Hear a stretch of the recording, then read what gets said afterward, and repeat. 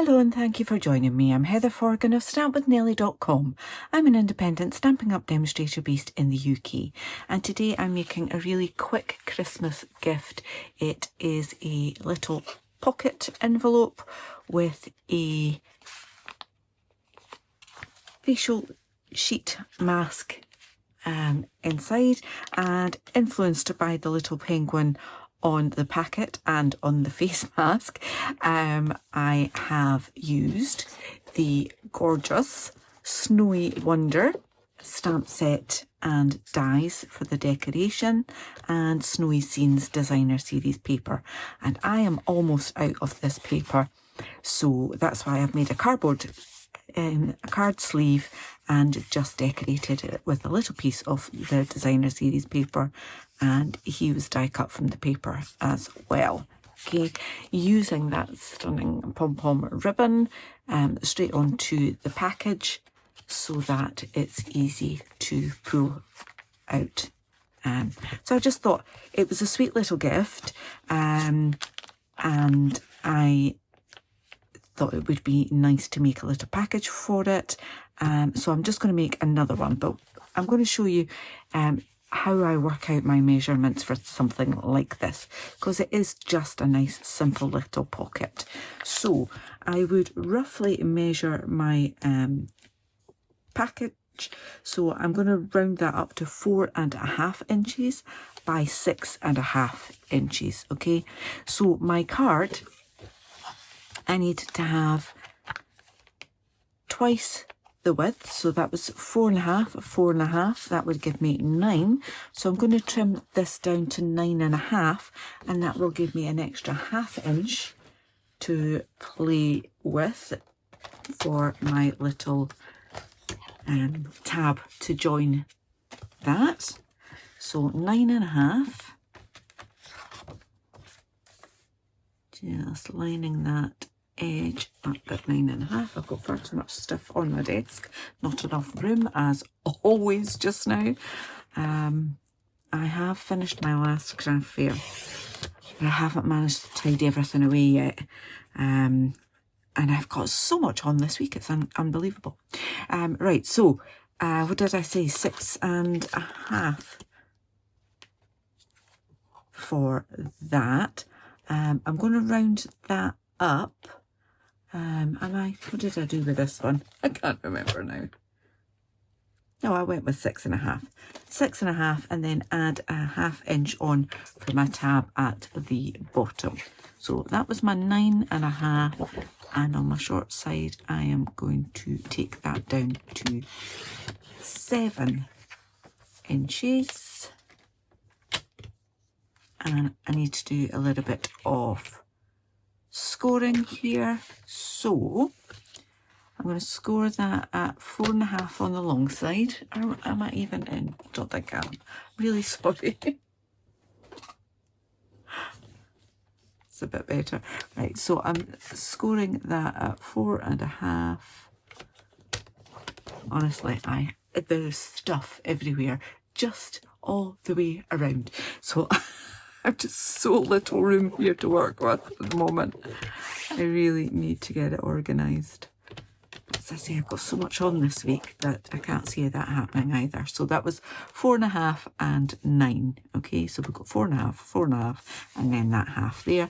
And I'm just turning it around, and on the long side, just giving that a score at 1/2 inch there. Right, let's get rid of this.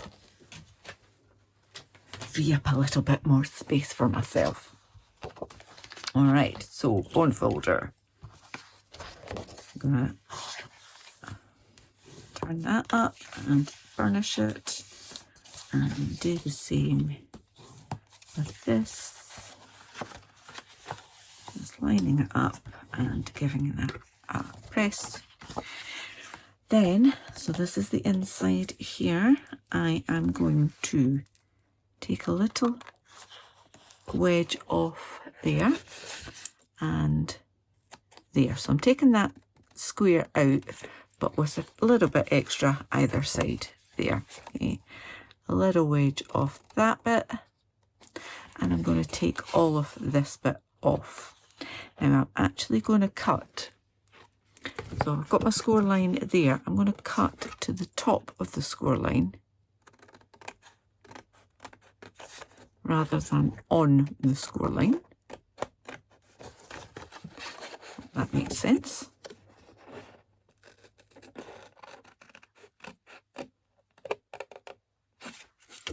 And these are not my best scissors.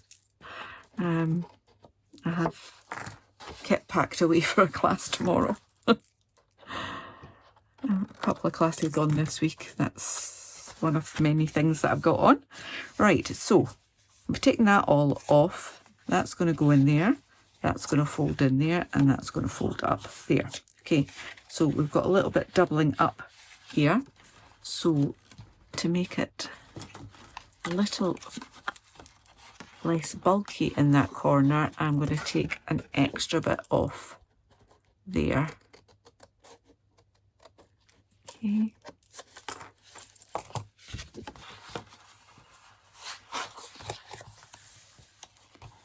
And what you could do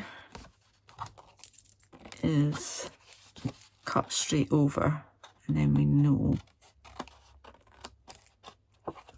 like that, and then you've got much less of a crossover there. Okay, so glue, Heather, where is the glue? I'm going to put glue along that tab there and fold that one in. Glue along there, and then fold this right the way over, and I've got my pocket. How easy peasy is that?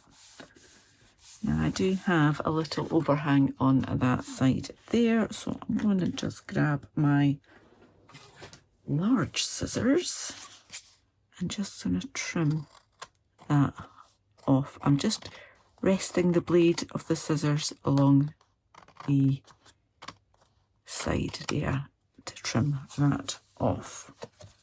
I just want to make sure that that is a little bit neater than I left it with those other scissors. That's better. Right, happier with that being a little neater now. So this is 4.5 by 6.5. So I've cut this so that I could get 2 out of my last sheet of this gorgeous cute paper. I've cut that to 4 inches by 6 inches. I had a 12-inch strip that hadn't been mutilated to get any of the cute penguins die cut out of it. Okay, so that gives us a nice 1/4 inch border all the way around. Okay. Let's give that a good old press. There we are. Then we need some decoration. So on this one here I have die cut. I have already gone ahead and done my die cutting using these Snowy Wonder dies. I used this one for the snow globe dome, this one for its base, and then, as I mentioned, die cut from the designer series paper. There's just a couple that fit that. So the one that I used for my first sample, I actually fussy cut him, because if you use the die you cut off his earmuffs and he looks just a little bit silly. But this one here you can cut, and the one with the little scarf you can cut. The other ones you need to fussy cut if you want to include the bobble on his hat, etc. Okay, that is the last bit I've got of that pack of paper, I think. Okay, so this little dotty stamp I've used as snow with pool party, keeping it all coordinated, and just in turn, overlap, doesn't matter.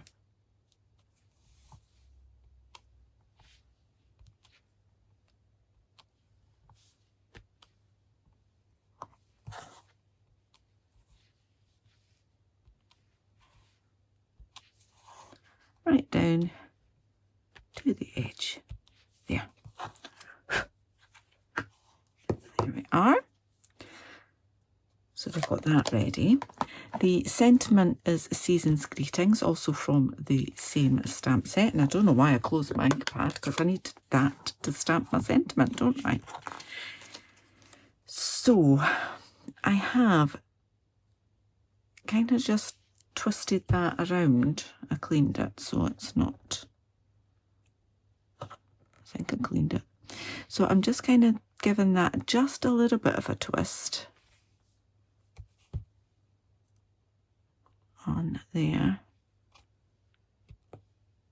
Come on.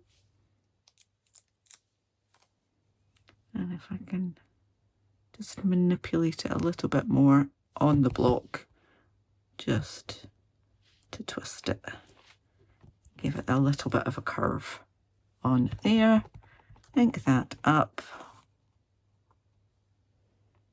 And then stamp that on.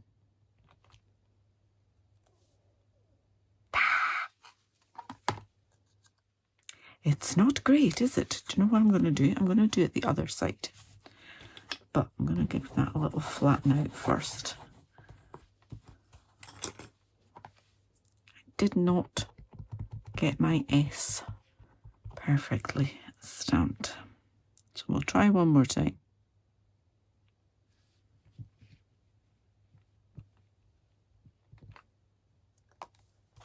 That's better.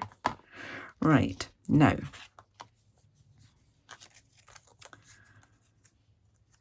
if you look, there's a little ridge around there. And if you look at that one, there's a more pronounced ridge around those die cuts. And I will show you how to do that too. So, I need to get myself right here. I need to put that in like that. So that's the side I want to be up. Obviously it's not the way it was die cut. And then I have my ball tool from my Simply Scored, or you can use the ball tool with the Take Your Pick tool. I've got it in my die and I'm just coming in a little bit, guided by the contour of the die, to just give that a little bit more shape. Okay, so now you've got a bigger ridge on that, so I can do exactly the same with the other one, if I can find the die. So that's the way it was die cut on this one, at least. So just make sure that it's seated nicely in there, hold it in place, and then just give that a little press. So obviously you could do it the other way around and depress it rather from the front, and then you would get a different look, as it would go in instead of out like that. Just sometimes nice to do something a little bit different. Righty-ho, let's get back to this guy. So I want to glue those two together and then pop them up. And I did have my die cut. Honestly, you can see why I lose things. And just pile things on top of other things. Right. So he's going to sit on there. I'm going to put that up there a little bit higher than I did on the other one. Because he's quite a little penguin and he doesn't need a big dome like that. I could fill it with other things, but I'm not going to. So a little line of glue on there, and then pop that on, and then glue him down, and I'll pop the whole thing up with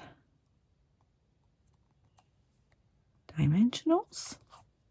But I'm going to add a little bit of Wink of Stella, and I'm just going to dab it just so that we've got some sparkle in with the snowy background there. Now I can see that there's a little bit of glue oozed out the side there, so I'll just deal with that at the same time. Alright, that's the wrong lid. I'm trying to put my glue lid on. Oh, dear me. Right, dimensionals.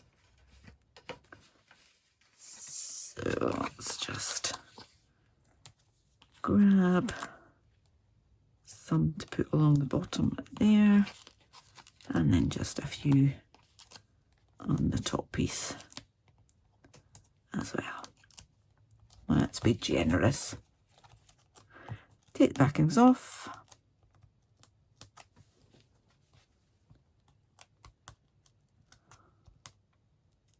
Hope that the backings go into the bin under my desk. And then pop him roughly in the middle, like so. And final touch was to add a bit of ribbon onto here and some rhinestones, because everything's better with rhinestones, isn't it? Or some kind of sparkle at least. I did think I would use my little